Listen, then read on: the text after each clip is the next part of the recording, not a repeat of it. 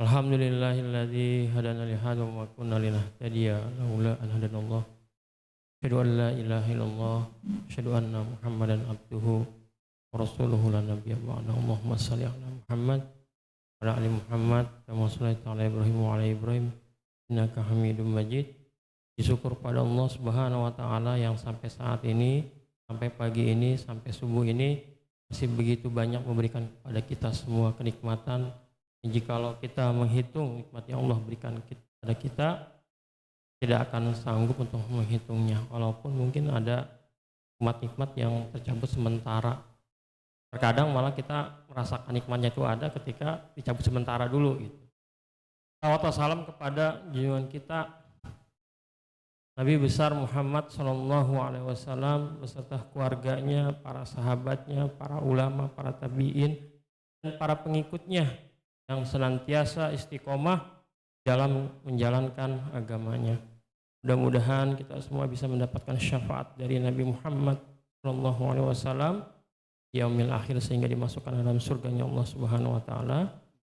Seperti biasa di Jumat pekan keempat tanggal 23 Juni jumpa surga, Jumat pagi raih, Jumat pagi subuh raih bahagia, akan membahas kitab Bulughul Maram yang insya Allah sudah hadir, alhamdulillah, guru kita Ustaz Abdullah Haidir LC dari IKADI Kota Depok. Baik, kita awalnya membaca doa basmalah dan doa. Bismillahirrahmanirrahim. Rabbi shrah li sadri wa yassir li amri wahlul 'uqdatam min lisani yafqahu qawli. Rabbi zidni ilma warzuqni fahma wa zidni huda. Amin ya rabbal alamin. Pada Ustaz kami persilakan. Assalamualaikum warahmatullahi wabarakatuh. Bismillahirrahmanirrahim. Alhamdulillahi rabbil alamin. Wassalatu wassalamu ala sayyidina wa habibina wa syafi'ina wa maulana Muhammadin wa ala alihi wa ashabihi ajma'in, amma ba'd. Allahumma allimna ma yanfa'una wanfa'na bima 'allamtana. Allahumma inna nas'aluka ilman nafi'a wa rizqan thayyiba wa amalan mutaqabbala. Amin ya rabbal alamin. Para hadirin Bapak Ibu sekalian yang dimuliakan Allah Subhanahu wa taala, jamaah majlis atau Masjid Miftahul Jannah, ya, semoga kita semua berada dalam berkahan dan keridhaan Allah Subhanahu wa taala. Amin ya rabbal alamin. Alhamdulillah kita berada sekarang di hari-hari yang mulia, hari Jumat Sayyidul Ayyam, dan juga berada di 10 hari pertama bulan Dzulhijjah, hari-hari yang Rasulullah sallallahu alaihi wasallam katakan, "Ma min ayyamin al-amalus salihu fiha ahabbu ila Allah min hadhil ayyam", yakni ayyamil ashr. Tidak ada hari-hari yang amal soleh di dalamnya lebih Allah cintai selain hari-hari ini, selain amal soleh di hari-hari ini. Maka ketika sekarang kita sholat, kita zikir, kita ngaji, kita sedekah dan semua amal yang lainnya, itu nilai dan bobotnya berbeda di sisi Allah ketimbang kita lakukan di hari-hari yang lain.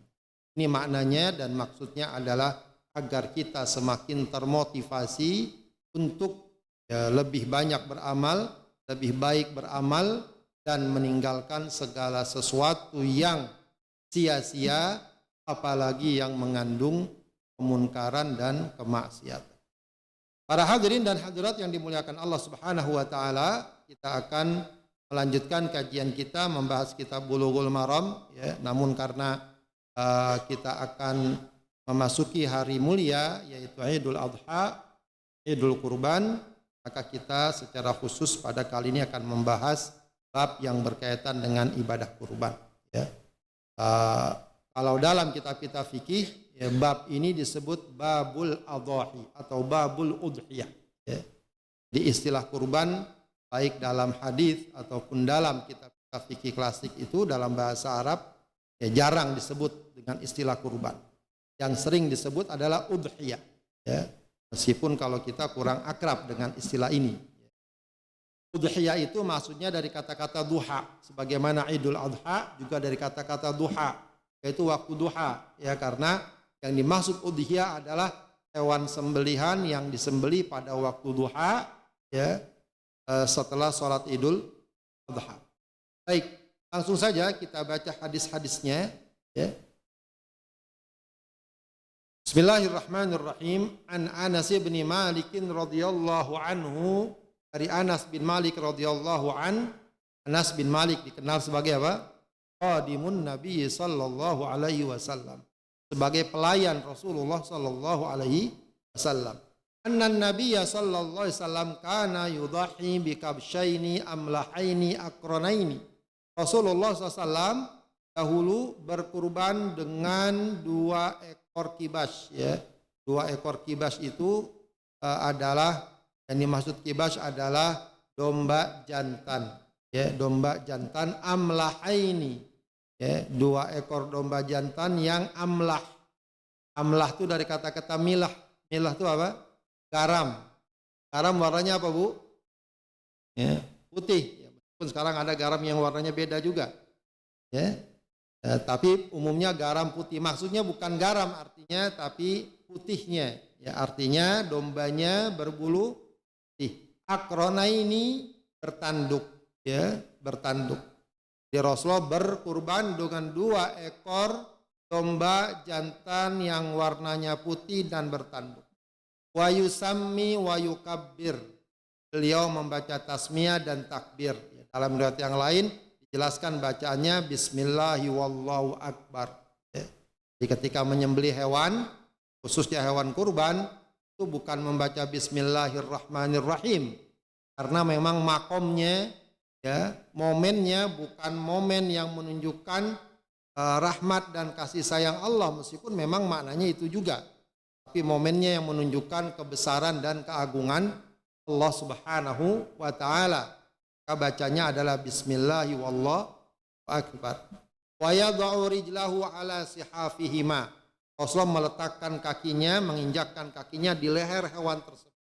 Maksudnya agar hewan itu tidak bergerak-gerak dan semakin mudah untuk disembelih. Wa fi lafdin, dalam redaksi yang lain diriwayatkan tabahahuma biyadihi. Rasulullah SAW menyembelih langsung dengan tangannya. Muttafaqun alaih. Walahu min hadits Aisyah, dan juga ada riwayat Muslim dari hadis Aisyah. Kalau tadi dari hadis Anas bin Malik, ya, amara bi kabshin akbar. Suatu kali kata Aisyah, Rasulullah minta diambilkan seekor kibas yang bertanduk. Ya, ini di hari Idul Adha. Ya ta'u fi sawadin wa yabruku fi sawadin wa yanduru fi sawadin. Ya, menginjaknya di yang hitam, berdekamnya yang hitam, dan melihatnya yang hitam. Maksudnya adalah kakinya hitam, matanya, kakinya hitam, menginjaknya, kemudian perutnya, ya, dia berdekam gitu, ya, itu hitam, dan matanya hitam. Maksudnya ini penjelas dari yang tadi, bahwa ketika dikatakan dombanya putih, bukan putih pure, ya, tapi putih yang dominan, ya, sebagiannya berbulu hitam. Fa'utiyabihi, ya, lalu ketika Rasulullah minta diambilkan domba itu, Aisyah datang membawa domba tersebut liyudhhiya bihi, untuk beliau korbankan. Faqala laha, maka Rasulullah berkata kepada Aisyah, ya Aisyah tu halummil mudiyah, wahai Aisyah, ambilkan golok. Tsumma qala ishhadhiha bihajar, asahlah dia. Fa'alat, Aisyah lakukan. Tsumma akhadhaha, lalu Rasulullah mengambil golok hewan tersebut, ya, atau mengambil golok tersebut. Wa akhadahu fa'adjahu, lalu Rasulullah mengambil hewan kurbannya, dibaringkan. Tsumma dzabahahu, kemudian Rasulullah sembelih. Tsumma qala, kemudian beliau bersabda bismillahi, beliau berkata bismillahi, dengan menyebut nama Allah. Allahumma taqabbal min Muhammadin wa ali Muhammadin wa min ummati Muhammadin. Ya Allah, terimalah dari Muhammad, dari keluarganya Muhammad, wa min ummati Muhammad, dan juga dari umatnya Nabi Muhammad sallallahu alaihi wasallam. Dua riwayat hadis ini, ya, para ulama menyatakan tentu saja tentang syariat kurban, bahwa syariat kurban itu adalah syariat yang jelas, yang disepakati para ulama, yang ijma', ya, tidak ada lagi keraguan tentang syariat ini. Ya, hanya saja mungkin nanti yang jadi pembahasan apakah hukumnya wajib atau sunnah muakkadah. Sebagian ulama menyatakan wajib bagi yang mampu dalam mazhab Hanafi. Jumhur ulama, mayoritas para ulama menyatakan bahwa berkurban itu hukumnya sunnatun muakkadah, sunnah yang sangat ditekankan. Ya, ini yang kemudian banyak dijadikan sebagai patokan. Jadi berkurban itu adalah sunnah tapi ditekankan.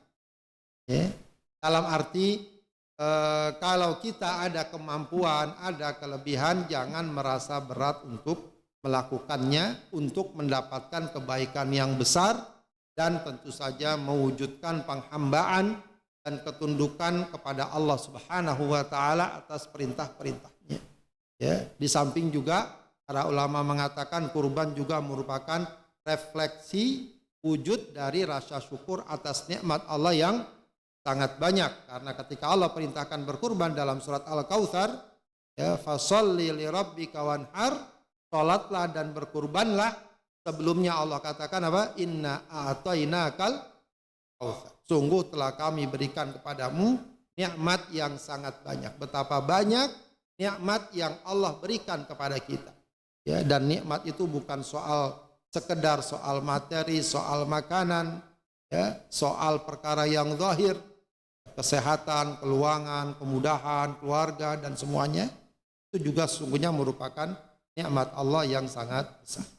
Ya, syariat berkurban diperjelas lagi dengan praktek yang langsung Rasulullah SAW lakukan. Bahkan para sahabat mengatakan semenjak disyariatkan kurban, semenjak Rasulullah di Madinah, beliau tidak pernah absen berkurban setiap tahun.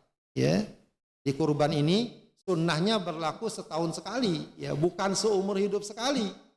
Ya, ada orang ditanya, ayo kita kurban, saya udah pernah kurban 5 tahun yang lalu. Ya, bukan masalah pernah berkurban, ya, tapi kalau setiap tahun Allah berikan kita kemampuan, maka jangan ketinggalan sunnah yang sangat besar. Baik, kemudian di sini diisyaratkan beberapa hal, ya, yaitu setidaknya dari segi pekurban disunnahkan pekurban itu dia menyembelih langsung. Ya, meskipun untuk hal ini bisa jadi tidak semua orang mampu atau kebanyakan orang tidak mampu, maka boleh dia wakilkan kepada orang lain atau pihak tertentu atau panitia yang mungkin dia percaya dan dia kenal, gitu ya. Tapi kalau dia bisa langsung menyembelihnya bagus. Begitu. Kalaupun para ulama mengatakan tidak dapat menyembelihnya, minimal sunnahnya adalah menghadiri penyembelihan. Itu minimal. Ya, meskipun itu juga sunnah. Karena sebagian ada yang berkurban di tempat lain dan lain sebagainya. Kemudian dari segi hewannya, maka di sini disebutkan yang afdol, ya, yang utama.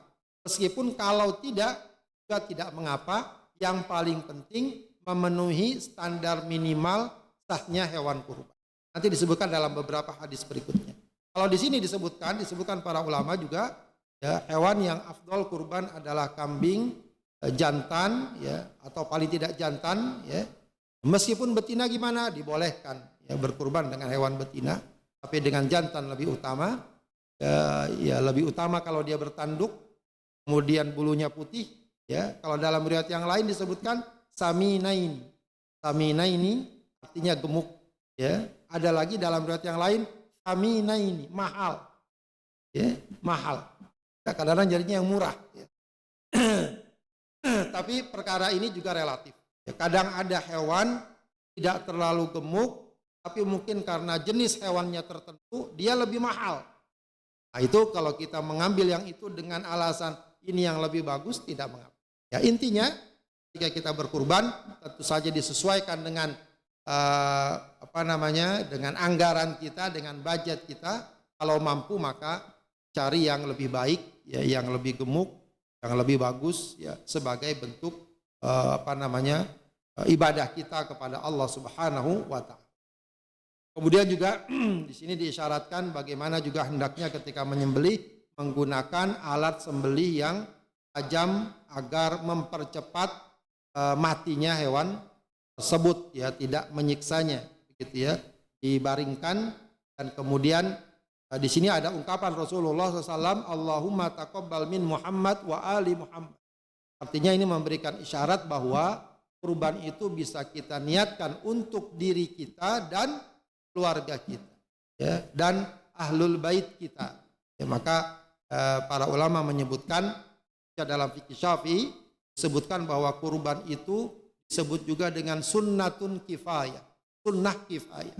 Jadi mungkin kita lebih sering dengar istilah fardu kifayah, sholat nazah misalnya. Kalau kurban itu sunnah kifayah. Artinya apa? Kalau sunnah ini dilakukan oleh salah satu anggota keluarga di dalam satu rumah, maka seluruh anggota keluarga di rumah tersebut telah mendapatkan fadilah, kebaikan atau sunnah dari pelaksanaan kurban tersebut. Gitu ya. Jadi bagus kalau ada sebuah istilah, ya, satu rumah satu kurban, sehingga akan semakin banyak hewan kurban yang disembelih. Jadi seseorang ketika berkurban, ya, bisa niatkan ini kurban saya dan kurban keluarga. Kalau Rasulullah SAW sebagai seorang pemimpin, sebagai seorang sayyid bagi kaumnya, maka beliau tambahkan wa ali Muhammad wa min ummati Muhammad. Maka para ulama mengatakan kenapa Rasulullah berkurban dengan 2 kambing, 2 domba, 1 untuk dia dan keluarganya, 1 untuk umatnya. Ini dikatakan sebagai hiburan bagi umatnya yang tidak mampu berkurban. Maka Rasulullah sebagai pemimpin, ya, sebagai orang yang sangat peduli dengan umatnya, seakan-akan telah mewakili umatnya untuk berkurban bagi mereka yang tidak dapat berkurban. Baik, kemudian hadis berikutnya, wa an Abi Hurairah radhiyallahu anhu qala Rasulullah sallallahu alaihi wasallam. Dari Abi Hurairah radhiyallahu an, dia berkata, Rasulullah bersabda, man kana lahu sa'ah, siapa yang punya kemampuan. Sa'ah itu dikata-kata wasi, luas, luangan, kemampuan. Maksudnya di sini kemampuan untuk menghadirkan hewan kurban, ya. Bukan cuma soal membeli, ya. Dia bisa punya hewan kurban. Yang namanya mampu kan dari mana saja. Ada kadang-kadang orang ngasih kita kambing, ini saya kasih kambing kamu kurban, artinya dia mampu. Atau dia mungkin di kampung banyak kambingnya, meskipun mungkin uangnya nggak ada, tapi kambingnya banyak. Dan kalau dia sembelih 1 nggak ada masalah, begitu ya. Artinya dia mampu. Atau dia mampu punya uang untuk membelinya, dia mampu. Mampu di sini maksudnya mampu setelah dia memenuhi kewajiban-kewajiban yang lain yang harus dia keluarkan. Sudah dia penuhi nafkah keluarganya, sudah dia misalnya bayar hutang-hutang yang jatuh tempo. Ini yang sering penting juga dipahami. Kalau kita punya hutang jatuh tempo, hanya hutang dulu apa kurban dulu? Hutang dulu dibayar. Ya, karena itu wajib. Lain halnya kalau hutangnya berjangka atau masih lama, karena janjinya kita tahun depan bayarnya hutangnya. Sekarang ada uang untuk kurban, nggak apa-apa kita berkurban karena itu hutang yang berjangka atau kredit yang sekian tahun, gitu ya. Itu nggak apa. Atau kita punya pegawai, ya, bulan ini harus ada gajinya.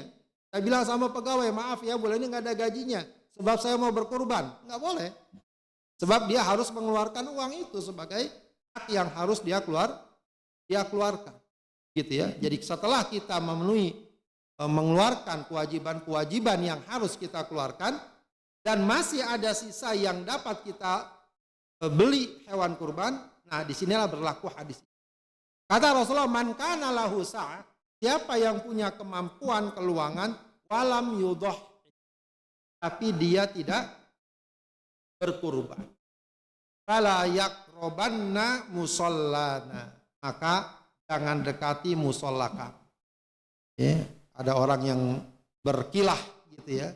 Alhamdulillah saya sholatnya nggak di musola Pak Ustadz, saya sholatnya di masjid begitu. Ya, musola di sini apa maksudnya? Musola di sini memang agak berbeda maknanya dengan musola yang kita kenal pada zaman sekarang. Ya, musola pada zaman sekarang atau khususnya di negeri kita, ya, itu adalah masjid juga sebenarnya, cuma biasanya nggak dipakai untuk sholat Jumat atau biasanya ukurannya lebih kecil. Ya. Kalau di negara lain nggak ada juga istilah kayak gitu. Tahu saya yang kata di negara tetangga kita, kalau di negeri Arab musola nggak begitu maknanya juga. Di negeri Arab tuh musola tuh kalau kantor punya ruangan dipakai buat sholat, nah itu baru musola. Atau lorong-lorong pakai buat sholat itu musola. Ya. Tapi kalau tempat atau masjid yang nggak dipakai sholat Jumat dibilang masjid juga. Karena kalau di sana itu kalau masjid untuk pakai Jumat dibilangnya jami'. Ya, dulu di beberapa daerah kita biasanya dikenal masjid ya, masjid jami'. Musola yang dimaksud oleh Rasulullah ya pada masa Rasulullah adalah lapangan ya tempat melaksanakan sholat Id.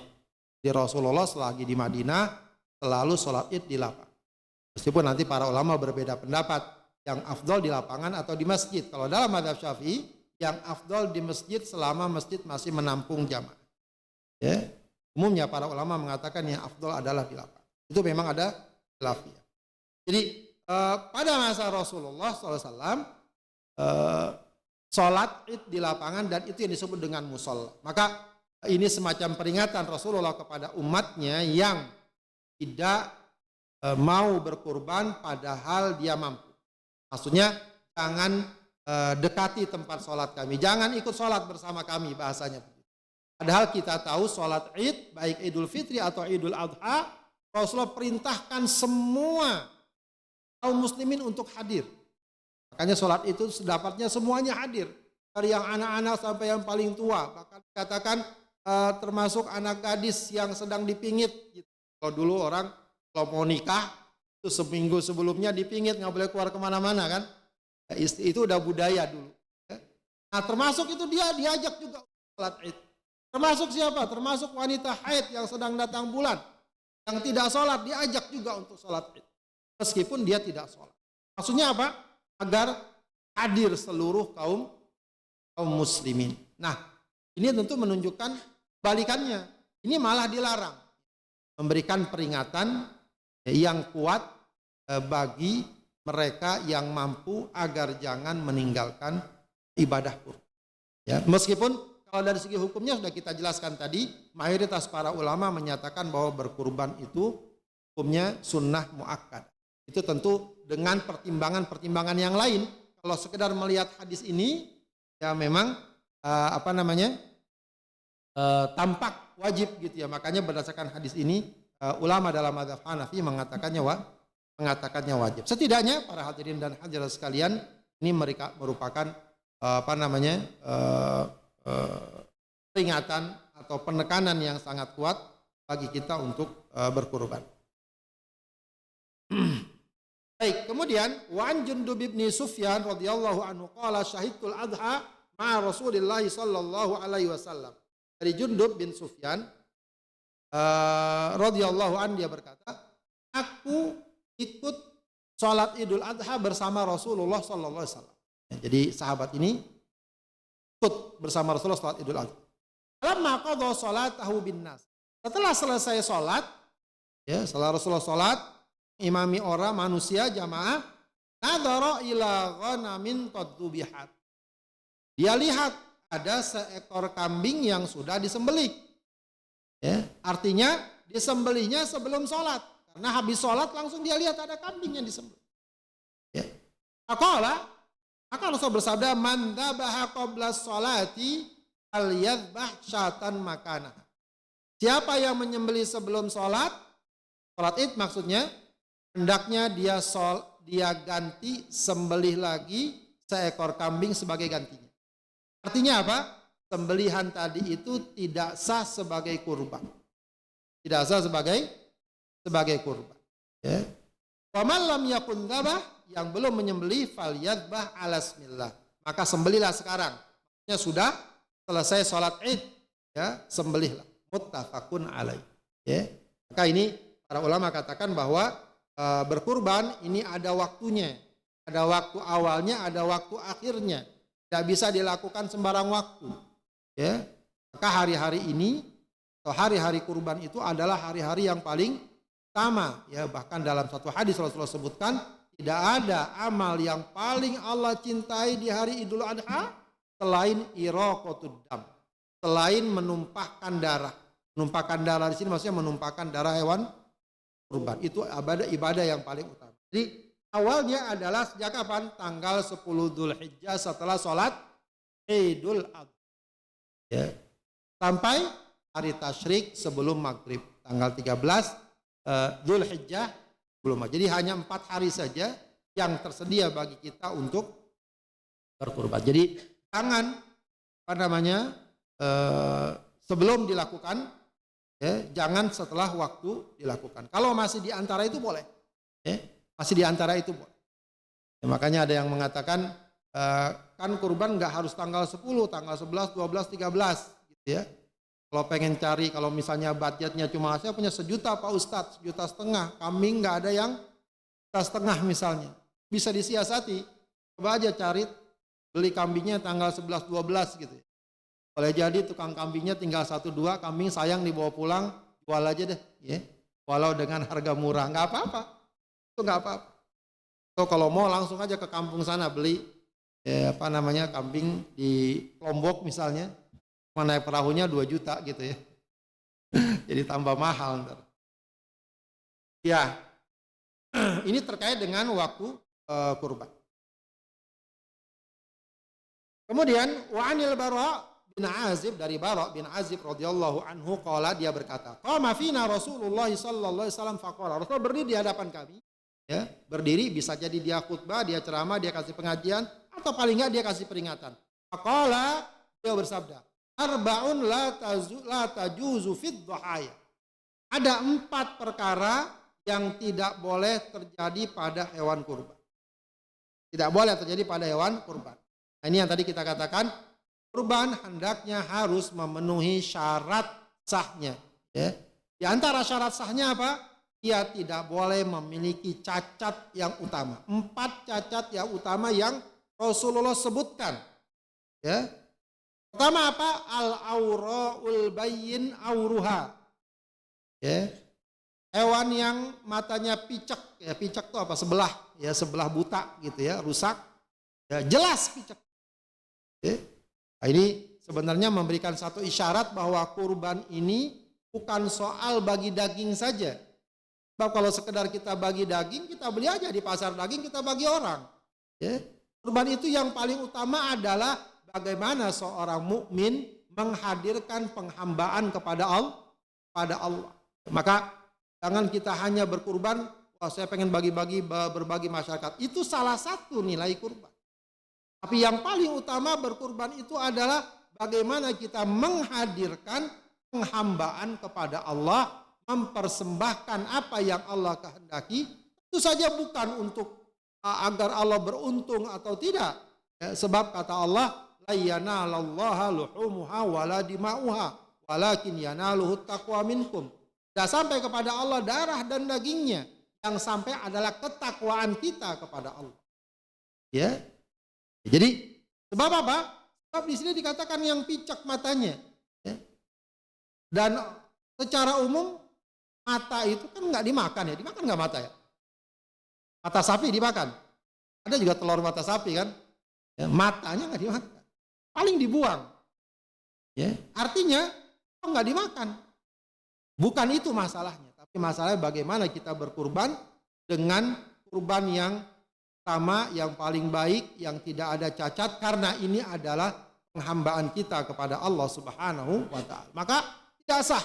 Walaupun hewannya sehat, gemuk, dagingnya banyak, tidak sah. Wal maridatul bayyin maraduha. Ya. Hewan yang sakit, yang jelas sakitnya. Jelas sakitnya. Ini juga penting juga ya. Sekarang ya biasa entah kenapa biasa kalau udah musim kurban isu sakit hewan jadi merebak gitu ya. Apakah itu memang kepedulian? Bagus juga kalau itu kepedulian. Ya, penting juga kita mungkin berkonsultasi atau tanya kepada yang ahli ya, tentang hewan mana yang sakit, mana yang sehat untuk mengetahuinya. Ya, beberapa pengalaman ada yang baru tahu bahwa ini sakit setelah disembelih. Ternyata di dalamnya misalnya kelihatan bahwa ada cacingnya atau hitam atau apa, itu ketahuan. Itu bagi yang tahu, biasa tahu tanda-tandanya dari liurnya kah, dari matanya kah, dan nah, itu juga nggak sah untuk kurban. Ya, bisa jadi, wallahu alam, bisa jadi kadang-kadang mungkin ada orang yang nggak jujur. Ya, ini sakit jual aja deh buat kurban. Itu kan bahaya juga. Di samping secara kesehatan kalau sakitnya tertentu bisa berbahaya bagi manusia. Wal arja'ul bayyin dola'uha, juga termasuk hewan yang pincang.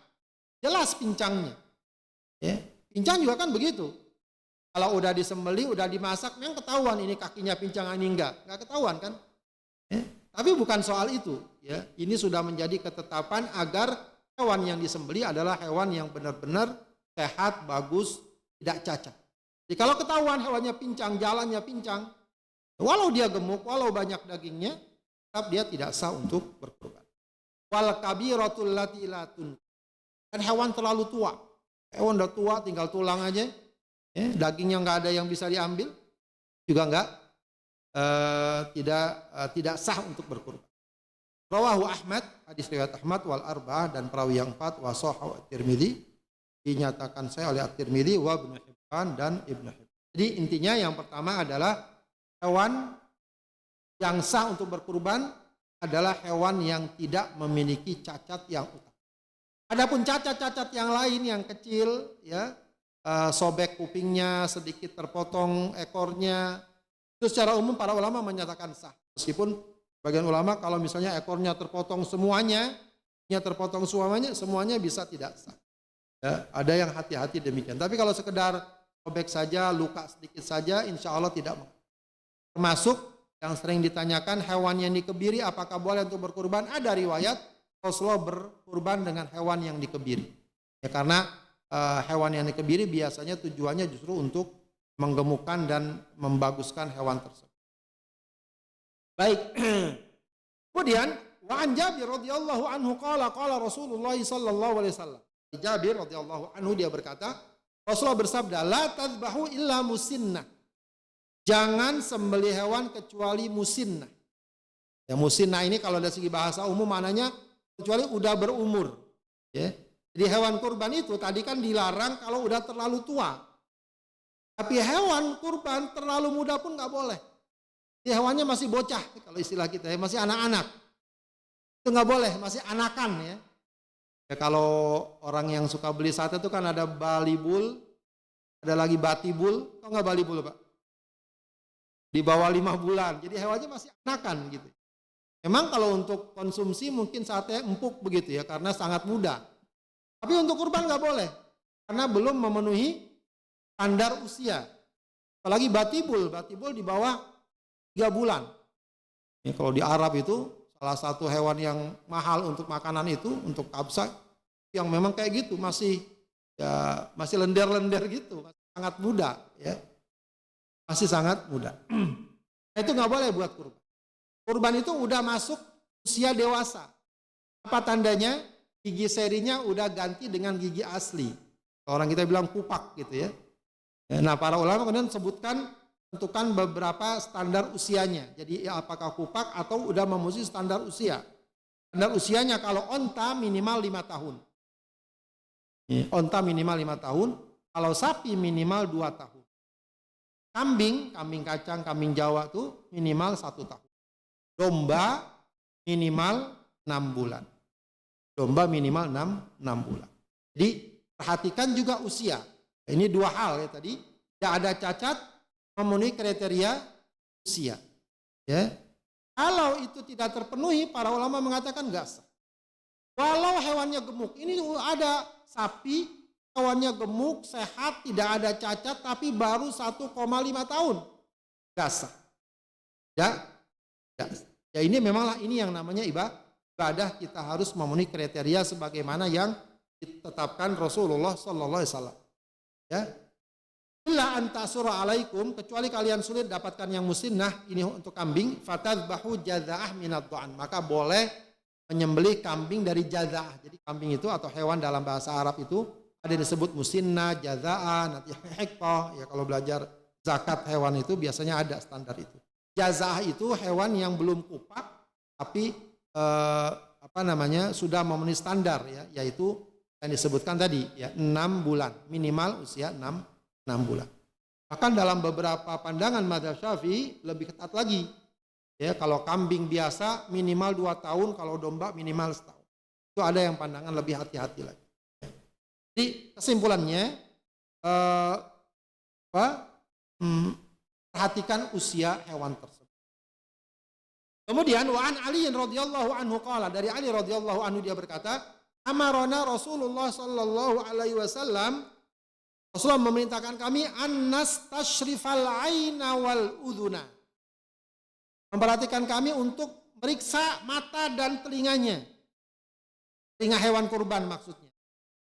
Ya, ini pertama memberikan pelajaran bahwa Rasulullah pun pernah ya mewakilkan kurbannya kepada Ali. Ini dalil bahwa kita kalau mungkin nggak ada keperluan atau kita nggak bisa ngurusin langsung, lalu kita serahkan kepada panitia, kepada orang lain, itu boleh. Yang penting orang itu kita anggap amanah, bisa melaksanakan tugas dengan baik. Rasulullah pernah menugaskan Ali bin Abi Thalib untuk mengurusi hewan kurbannya. Mengurusi hewan kurbannya. Ya, sampai dulu ada istilah, ada isu-isu gitu ya. Karena suatu kali Rasulullah pernah berkurban 100 ekor unta. Dalam haji wada khusus. Itu kurban Rasulullah yang sangat banyak sekali. Sebagian Rasulullah yang sembelih, sebagian diserahkan kepada Ali bin Abi Thalib. Nah, hewan-hewan itu yang ngurusi Ali bin Abi Thalib radhiyallahu anhu. Nah, kata Ali, aku diperintahkan Rasulullah untuk periksa mata, telinga, dan seterusnya. Nah, ini penting ya, bagi siapapun yang berkurban, apakah dia mau beli langsung hewannya, atau orang yang dapat amanah. Ya, dalam hal ini mungkin panitia kurban dan semacamnya, itu harus melaksanakan amanah tersebut seakan-akan dia berkurban untuk dirinya. Ya, maka ketika dia pesan hewan kurban, dia beli hewan kurban, hendaknya dia betul-betul perhatikan kriterianya, jangan hanya sekedar beli hewan jadi selesai. Tidak, ya. Hendaknya diperhatikan. Paling tidak dia pesan kepada penjualnya, tolong cari hewan kurban yang bagus, yang minimal memenuhi kriteria sah. Jangan berikan kami hewan yang sakit, hewan yang pincang, hewan yang picek, hewan yang terlalu tua dan seterusnya. Ya, jadi jangan sampai hanya karena ini murah nih kita beli, tidak. Ya. Hendaknya diperhatikan minimal faktor kesahannya. Ya. Kemarin lewat tukang jual kurban, ya enggak tahu ya, tentu saja nanti tanya. Kalau kok kambingnya kecil-kecil banget gitu ya. Ini udah memenuhi umur atau belum? Nah, itu kayak gitu penting kita tanya. Saya perhatikan kok kambingnya kecil banget. Mungkin ada saja atau mungkin saja udah memenuhi standar usia, cuma kambingnya kecil gitu ya.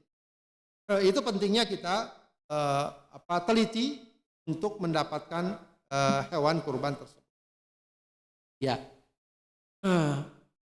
Wala nudhahi bi aura, kata Ali bin Abi Thalib, ya, pesan Rasulullah jangan berkurban dengan hewan yang buta, ya, yang picek, wala muqabala, wala mudabara, wala kharqa, wala tarma. Ini beberapa istilah hewan-hewan yang misalnya rusak kupingnya, rusak ekornya dan seterusnya. Ya, ada yang rusaknya arah, misalnya kuping hilang semua, itu bisa tidak sah juga menurut sebagian ulama. Ekor juga begitu, tapi kalau sebagian saja, sobek saja, luka sedikit saja, tidak mengapa insyaallah. Akhrajahu Ahmad wal arba'. Baik. Hadis berikutnya, wa an Ali bin Abi Thalib radhiyallahu anhu qala. Dari Ali bin Abi Thalib radhiyallahu anhu dia berkata, amaroni Rasulullah sallallahu alaihi wasallam an aquma ala budunihi. Ini juga masih dalam keterangan sebelumnya terkait dengan pendelegasian pengurusan kurban kepada Ali. Kata Ali bin Abi Thalib, amarani Rasulullah SAW an aquma ala budunihi. Rasulullah memerintahkan aku untuk mengurusi hewan kurbannya. Budun di sini ontanya, onta untuk dikorbankan. Wa an aksima luhumuha, dan agar aku bagikan dagingnya. Wa juluduha, dan kulitnya. Wa jilalaha, termasuk jilalnya. Jilal itu kalau sekarang mungkin jarang ya. Dahulu itu hewan kurban, ya. Jadi orang beli hewan kurban udah sejak lama. Maka sunnahnya memang beli kurban sejak lama, dipelihara, dirawat agar gemuk, agar sehat. Kalau kita repot sekarang beli kurban, taruh di mana, rumahnya udah sempit. Ya. Ya, paling dititipin ke tukang kurban. Kalau zaman dulu enggak, sejak sebulan, 2 bulan sudah dibeli. Nah, hewan yang sudah ditetapkan untuk kurban itu dipelihara, bahkan dirawat, ya. Udah nggak boleh ditunggangi, nggak boleh buat membajak dan seterusnya. Bahkan dikasih tanda. Itu dikasih tanda, ini udah memang buat kurban. Nah, tandanya diantaranya adalah dikasih kayak selimut gitu, kayak kain. Nah itu juga termasuk dibagikan pada kaum miskin. Wala u'tiya fi jizaratiha syai'an minha. Dan jangan aku berikan pada para jagalnya bagian darinya. Muttafaqun alaih. Maksudnya tidak diberikan mereka sebagai upahnya. Tidak diberikan bagian hewan kurban pada tukang jagalnya sebagai upah. Gitu ya. Ini yang disebutkan bahwa hendaknya hewan kurban dibagi-bagikan. Kalau dalam mazhab Syafi'i harus ada bagian dari hewan kurban yang diberikan kepada fakir miskin. Harus ada, bukan berarti nggak boleh kepada selain fakir miskin. Jadi hewan kurban ini, pembagian kurban tidak sama dengan zakat fitrah misalnya. Kalau zakat fitrah tur untuk fakir miskin. Orang kaya nggak boleh diberikan zakat fitrah. Begitu ya. Ya, tidak boleh. Atau non muslim nggak boleh. Kalau kurban masih boleh diberikan kepada non muslim. Ya, karena memang kurban ini intinya tadi adalah ibadah. Ya, intinya adalah ibadah. Makanya tidak ada pendapat para ulama yang boleh ya mengatakan boleh berkurban dengan uangnya saja. Kalau zakat fitrah masih boleh karena memang diantara tujuannya untuk memberikan kecukupan kepada fakir miskin. Ya, meskipun memang sebagian ulama menyatakan harus dengan makanan, tapi ada yang menyatakan boleh. Tapi kalau kurban tidak ada kurban yang orang ulama yang mengatakan kurban boleh dengan uang saja, nggak perlu harus nyembelih. Ya. Kecuali pendapat-pendapat yang syadz, ya pendapat-pendapat yang nyeleneh, ya, yang kemarin lagi ramai itu di mana? Di Az-Zaitun itu mereka bilang di kami kurban nggak ada penyembelihan, cukup mereka nyerahin uang itu sudah kurban. Ya memang udah bukan beda lagi itu mah ya, udah kesana-sana lah. Ya, makanya udah semua pihak sepakat bahwa ini nggak boleh biarkan. Aneh-aneh pendapatnya. Begitu. Karena memang berkurban sangat pure sebagai ibadah. Baik, terkait dengan dagingnya, bagaimana pembagiannya? Maka para ulama mengatakan ada sunnahnya sebagian ya untuk dimakan sendiri oleh pekurban. Maka sunnah memang memakan bagian dari hewan kurban tersebut. Sebagian lagi bisa dijadikan hadiah tetangga, mungkin teman, guru, atasan, dan lain sebagainya. Bisa. Sebagian lagi untuk sedekah fakir miskin. Ada lagi yang membagi, sebagian lagi bisa disimpan, Pak. Ya, ini yang juga melatar belakangi sekarang ada beberapa pihak yang membuat ngalengan ya, dibuat kayak kornet, kurban nanti dibagi sekian waktu kemudian. Itu juga boleh, tidak masalah. Ya. Tidak masalah sepanjang tidak dikomersilkan. Komersilkan. Maka dua hal yang nggak boleh buat hewan kurban. Pertama, dijadikan sebagai upah. Yang kedua, dijual. Itu tidak dibolehkan. Ini hendaknya diperhatikan baik-baik. Kalau misalnya panitia atau tukang potong diberikan sebagai hadiah atau sodako, nggak apa-apa. Ya, tidak mengapa, bukan berarti nggak boleh. Dikasih, tapi bukan sebagai upah. Kalaupun mau memberikan upah, di luar dari itu. Maka bagus juga kalau dianggarkan, misalnya biaya operasionalnya berapa, biaya hewan kurbannya berapa, agar jelas kedudukannya. Agar jelas kedudukan. Misalnya panitia pengen dikasih upah, silakan. Tapi di luar dari daging kurban tersebut. Ya, dari daging kurban. Baik. Kemudian wa an Jabir bin Abdullah radhiyallahu anhu qala naharna ma'a Rasulillah sallallahu alaihi wasallam amal Hudaybiyah al-badana an sab'atin wal baqara an sab'atin rawahu Muslim. Dari Jabir bin Abdullah dia berkata, kami berkurban bersama Rasulullah pada tahun Hudaybiyah. Al-badanah, onta itu untuk 7 orang dan sapi untuk 7 orang. Jadi ini yang disebut dengan al-musyarakah, patungan kurban. di patungan kurban itu kalau sapi, ya, itu pun maksimal 7 orang. Kalau 6 orang ya nggak apa-apa. Kalau sendiri bagus banget gitu ya. Sendiri 1 orang berkurban seekor sapi, bagus. Ya, 7 orang maksimal, 8 orang nggak bisa.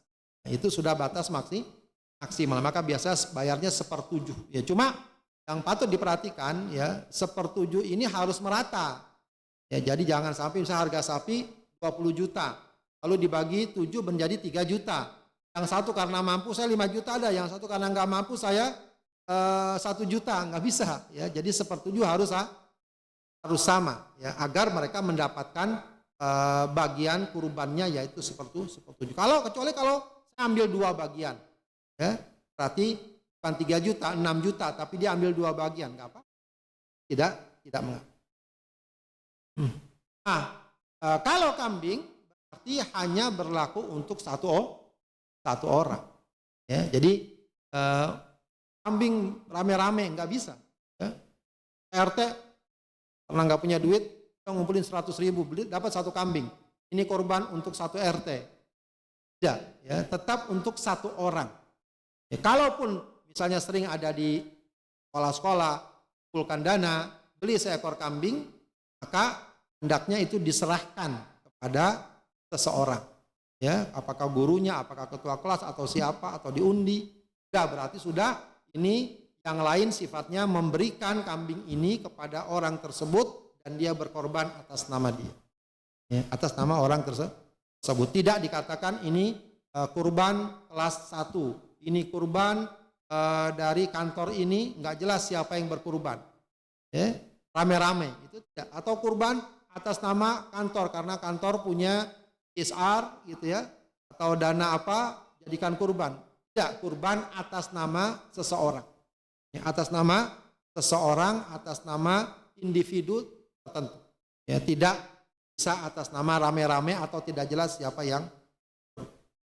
Baik, para sekalian, itu sedikit atau hadis-hadis yang terkandung dalam kitab Bulughul Maram terkait dengan bab berkurban. Ya, mudah-mudahan sedikit banyak memberikan pemahaman terkait dengan fikih kurban yang Rasulullah SAW ajarkan. Wallahu a'lam bishawab. Kalau ada yang mau bertanya silakan.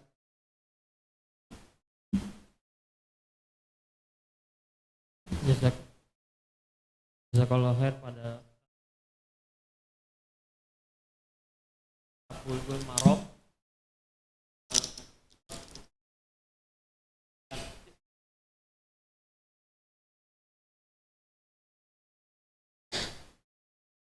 Barangkali Bapak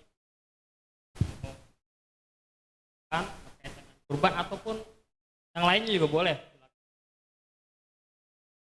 Silakan Bapak Ibu kalau memang ada yang ditanyakan.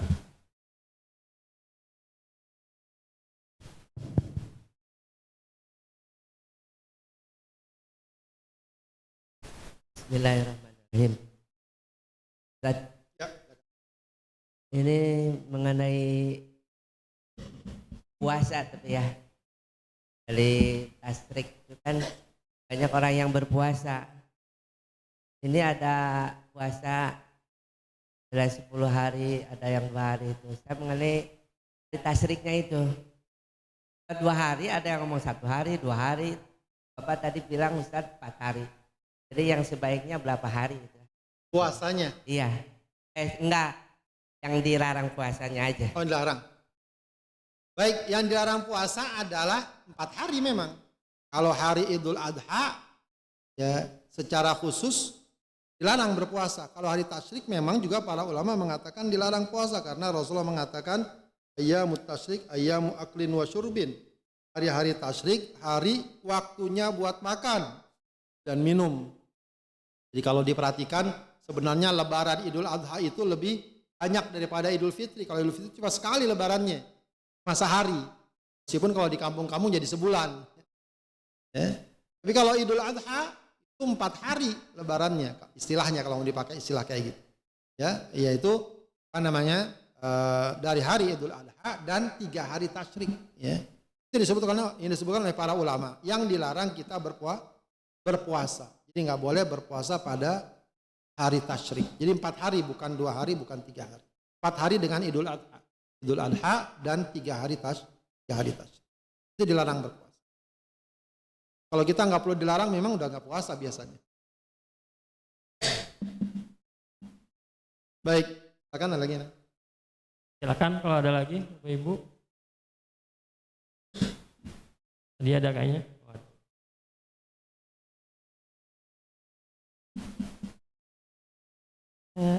Ini Pak Ustadz, terkait tadi sudah disebutkan bahwa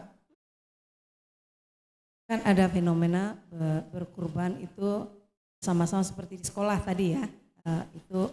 Nah anak-anak ngumpulin terus membeli hewan kurban atau kantor yang seperti tadi itu. Nah kadang-kadang kita sering mendengar, melihat kalau kurban itu tidak atas peruntukan untuk seseorang, tapi disebutkan ini kurban dari sekolahnya atau dari kelasnya atau dari perusahaannya. Nah ini sering terjadi seperti ini. Nah ini bagaimana nih Pak Ustadz?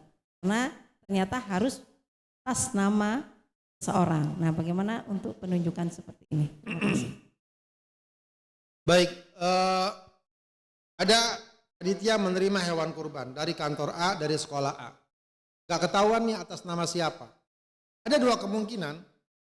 Kemungkinan pertama, dari pihak kantornya sudah ditentukan ini kurban si fulan. Cuma pihak kantor, katakanlah kantor mengelola hewan kurban. Ayo kita kurban begitu kan. Masing-masing berkurban. Entah menyerahkan uangnya atau menyerahkan hewan. Gitu ya.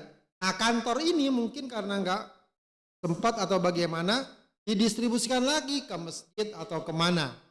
Ya. Sementara hewan kurban ini sebenarnya sudah definitif kurbannya si fulan, cuma mungkin nggak sampai ke panitia siapa yang berkurban.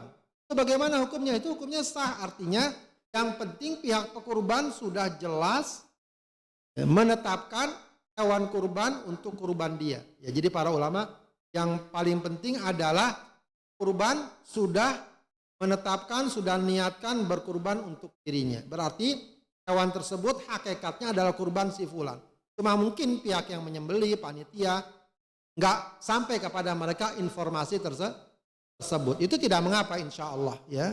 Ya mungkin juga kan betapa banyak ya, kurban-kurban yang orang ngirim kurban mungkin ke daerah lain, ke yang tempat lain, bisa jadi ke mereka nggak tahu ya informasi siapa-siapanya.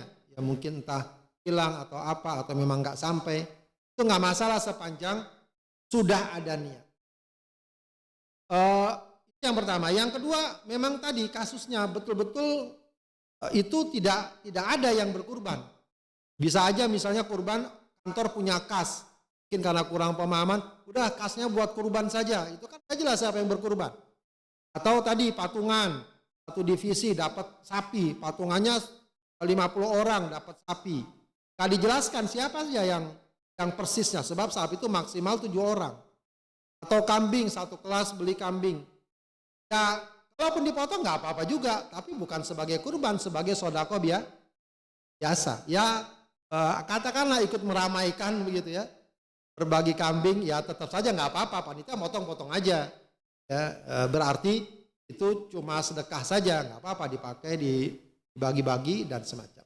Ya, jadi itu bukan kurban kedudukannya. Wallahu a'lam. Bapak Ibu kalau ada lagi, silakan. Ustaz, mau nanya yang sebenarnya apakah syariat berkurban juga buat anak di bawah umur atau yang belum balik? Soalnya kan banyak juga fenomena mengatasnamakan anak kecil gitu untuk kurban. Ya, artinya berkurban atas nama anak ya. Kalau anak itu belum balik segala macam sebenarnya nggak terlalu perlu ya. Nggak perlu. Artinya bahkan juga menggilirkan kurban sekarang untuk ayah, sekarang untuk ibu, besok untuk anak. Banyak ya para ulama yang menyebutkan itu tidak perlu. Ya, Rasulullah berkurban setiap tahun ya atas nama dia. Oh, kalau dia berkurban, ya, maka seluruh keluarga yang ada di rumah itu sudah terwakili. Ya, jadi tidak perlu dia gilir. Kecuali wallahu alam ya, ibu atau istri atau anaknya sudah mulai kerja, dia pengen kurban atas nama dia sendiri, silahkan saja, ya tidak masalah. Kalau tadi katakan satu rumah satu kurban, itu bukan berarti nggak boleh lebih dari satu, ya Nggak boleh dari satu, misalnya satu keluarga dalam rumah. Ternyata ibunya punya penghasilan, duitnya banyak. Bahkan kadang-kadang banyakkan ibunya sama bapaknya, gitu ya. Karena nggak keluar-keluar duitnya. Ya, atau anaknya sudah punya penghasilan, belum nikah, duitnya banyak. Saya pengen kurban sendiri, nggak apa-apa. Bapak mau kurban, istrinya mau kurban, anaknya kurban, nggak apa-apa, begitu ya. Tapi kalau misalnya tahun ini untuk ini, tahun ini untuk ini, nggak perlu itu. Artinya cukup kepala rumah tangganya, bapaknya yang berkurban. Karena ketika bapaknya berkurban, maka itu dapat mewakili seluruh keluarganya. Apalagi kalau misalnya ini anaknya, padahal anaknya masih kecil, ya, masih kecil, belum ada taklif, belum ada pembebanan, itu tidak perlu. Ya, tidak perlu untuk meskipun wallahu alam apakah sah? Mudah-mudahan sah. Allah, kalaupun itu dilakukan, ya, kalaupun dilakukan tetap sah. Wallahu alam. Satu lagi ya, kalau kita mau menyerahkan kurban kepada orang atau mengatasnamakan kurban khususnya kepada yang masih hidup, ini juga faktor buat anak tadi, ya, maka kita harus beritahu orang tersebut. Jadi jangan saya kurban atas nama bapak saya, bapaknya di kampung nggak tahu apa-apa, ya, itu nggak boleh. Kenapa? Karena kurban itu ibadah. Paling tidak jika orangnya tahu dia ada niat berkurban, jadi kurban harus ada niatnya. Ya tentu niat dalam hati. Kalau dia nggak tahu gimana dia bisa niat kurban. Ya, jadi kalau orangnya masih hidup, kita mau kurban nih, saya pengen kali-kali kurban, bapak saya mungkin belum pernah kurban, saya mau kurban untuk belikan hewan kurban untuk bapak. Kasih tahu, Pak, sudah diberikan nih ya hewan kurban, bapak kurban tahun ini. Dikasih tahu, ya jangan tidak dikasih tahu. Ya, wallahu a'lam. Silakan.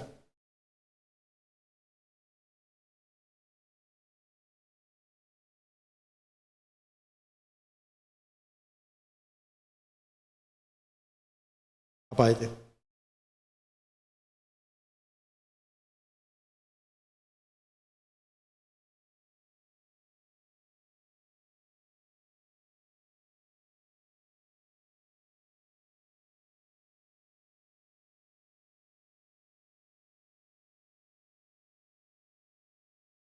Ya, itu yang tadi kita bilang ya, la yanalallaha luhumuha wala dima'uha walakin yanaluhut taqwa minkum. Ya, jadi yang sampai kepada Allah itu bukan darah dan dagingnya. Maksudnya adalah kalau kita kurban, ya, itu bukan berarti Allah butuh daging, butuh darah, ya, segala macam. Tidak butuh itu Allah. Allah tidak butuh secara umum dengan ibadah kita. Ya, tidak butuh dalam arti kalau kita beribadah lalu Allah untung, tidak. Ya. Atau kalau kita nggak ibadah lalu Allah rugi, tidak. Ya. Maka semua yang kita lakukan akhirnya kembali kepada kita. Dan ini yang tadi sangat penting ya. Bagaimana ibadah kurban itu hakikatnya adalah menghadirkan ketakwaan dan penghambaan kita kepada Allah Subhanahu wa taala. Gitu, itu yang paling penting. Nah, maka jangan sampai berkurban melahirkan misalnya kesombongan, ujub, bangga diri, oh saya kurban, saya paling kaya, sayang ini dan paling ini, paling itu, jangan, ya. Justru berkurban itu adalah menghadirkan, merendahkan, menghadirkan ketundukan, kehinaan kita di hadapan Allah Subhanahu wa taala, di mana setiap kali Allah perintahkan kita tunduk dan kita patuh. Ya, jadi itu yang paling penting dari semangat dan spirit berkurban kita, ya, menghadirkan ketakwaan dan ketundukan kepada Allah Subhanahu wa taala. Begitu ya. Wallahu a'lam. Ya.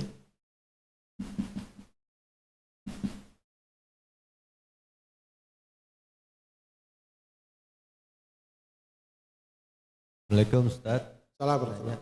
Ustaz, kalau misalkan berkurban untuk keluarga itu sebatas mana? Contoh misalkan kakek kan berkorban buat anak tapi ke cucu, itu boleh apa enggak? Atau misalkan seorang laki berkorban tante, kakek atau yang lain, batasnya sampai kemana? Walaupun dia nggak serumah atau gimana? Satu. Yang kedua, kalau berkorban untuk yang tinggal apa boleh? Ya Ustaz, terima kasih. Assalamualaikum. Baik, tidak ada batasan, kita mau ngasih siapapun nggak apa-apa. Bahkan bukan kerabat juga nggak apa-apa.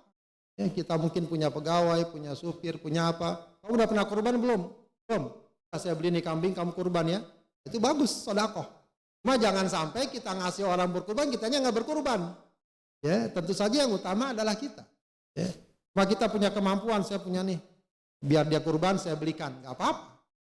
Ya, atau ya anak atau saudara dan seterusnya. Ya, kalau kita mau berbagi. Tapi sekali lagi kita katakan lebih utama adalah kita berkurban dulu untuk diri kita. Kalau memang kita punya kelebihan, bisa kita belikan atau kita hadirkan hewan kurban untuk orang lain. Ya, jadi nggak ada batasan sebenarnya kalau kita ingin memberi atau berbagi kepada orang agar dia dapat berkurban.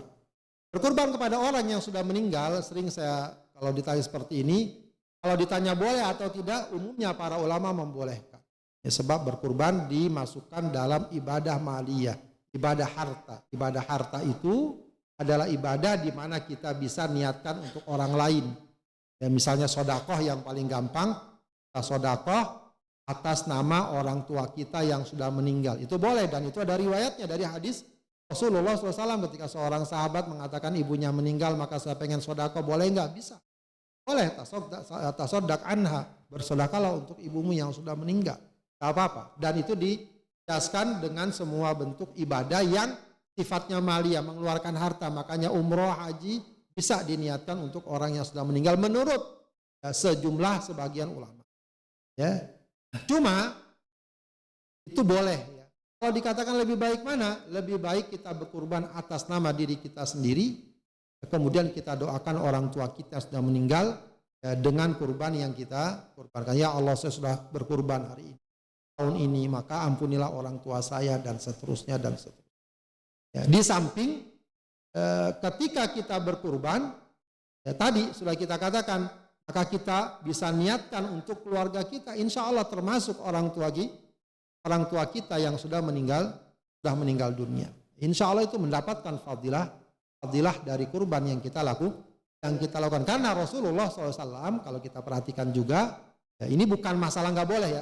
Rasulullah SAW sepanjang berkurban ya nggak ada kan yang meninggal. Apakah istrinya Khadijah yang sangat dia cintai, pamannya Hamzah, tidak ada riwayat Rasulullah berkurban untuk orang yang sudah meninggal. Untuk Khadijah misalnya, untuk Hamzah dan seterusnya. Ini lagi-lagi bukan kita katakan nggak boleh, cuma yang lebih utama adalah kalau kita tetap berkurban atas nama diri kita. Karena ada sebagian ulama juga, bahkan ulama dalam mazhab Syafi'i umumnya ya mengatakan tidak dapat berkurban untuk orang yang sudah meninggal. Itu pendapat sebagian ulama. Ya, tapi umumnya mayoritas para ulama mengatakan boleh berkurban untuk orang yang sudah meninggal dunia. Wallahu a'lam.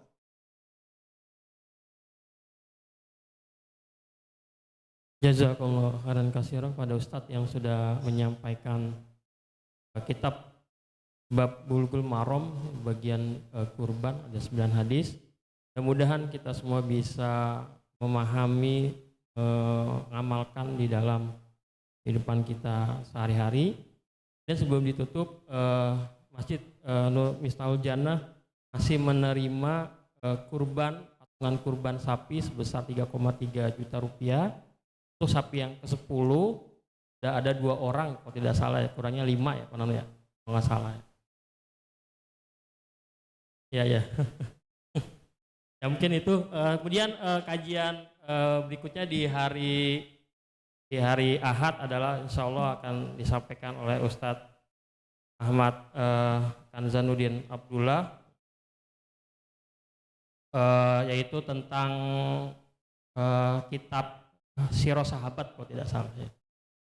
Baik, mungkin terakhir untuk yang sudah konfirmasi untuk kurban, batas pelunasannya adalah hari Ahad tanggal 25 Juni. Hari Ahad berarti kalau tidak salah tanggal 25 Juni ya, karena kita akan juga pembayaran ke membeli ke tempat sapinya begitu. Mungkin itu barangkali pengumuman dari kami. Mudah-mudahan semuanya bermanfaat dalam keadaan berkah semua. Kita akhiri pertemuan hari ini dengan membaca hamdalah dan keputusan majelis. Alhamdulillahirabbil alamin. Subhanakallahumma wa bihamdika asyhadu an la ilaha illa anta astaghfiruka wa atubu ilaik. Assalamualaikum warahmatullahi wabarakatuh.